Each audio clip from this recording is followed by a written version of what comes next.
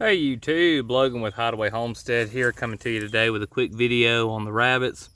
And these are our tractored rabbits. This is the mom and her babies. As you can see, the nest box is out. I said in the last video that I was going to take them out of this because they had been digging out, but I think it was just the area that they were in was a little easier to dig and it was a little more unlevel. So I think that the key to keeping them in is just going to be making sure I keep everything on level ground. Just more level spots when they're first coming out like this. So I don't think it's going to be an issue anymore like we were having. So instead of moving them up into the cages, I'm just going to raise these out on the ground and continue with the way I'm going. But as you can see, which I've only got 4 in here right now because the girls are playing with one of them, but they're really enjoying just laying down on the ground. When it's hot like this, it tends to help to have the rabbits down close to the ground in the shade, just because they're able to stay cooler easier. Now, my rabbits are pretty heat tolerant, and they have done just fine in cages. As you can see, she's still panting.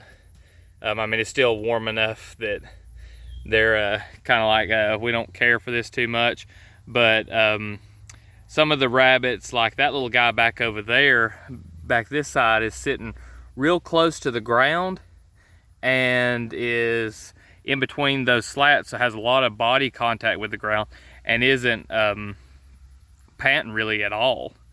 And so I see it, yeah, see how he laid down there and really isn't panting, looks real calm and not a whole lot going on. So having the rabbits in close to the ground can be really beneficial with the tractors. Like I said, I'm testing this out just to see. I've heard people, the mixed reviews, so trying to do rabbits just completely in tractors. But the more and more that I have done different ways of keeping rabbits, the more I am leaning towards the Daniel Salatin method of having all your breeders in cages and then doing your grow outs on the ground in tractors.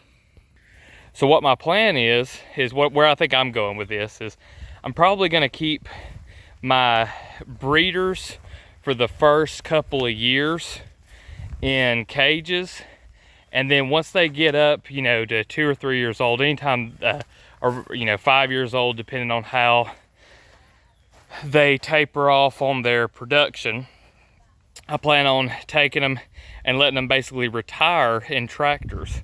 So they may do some grow outs and stuff like that, or have babies and kindle and everything in tractors for a while, until it comes time that they're no longer productive and they get turned into dog food or human food. So that's where I'm looking at going with this. I've had people on the channel.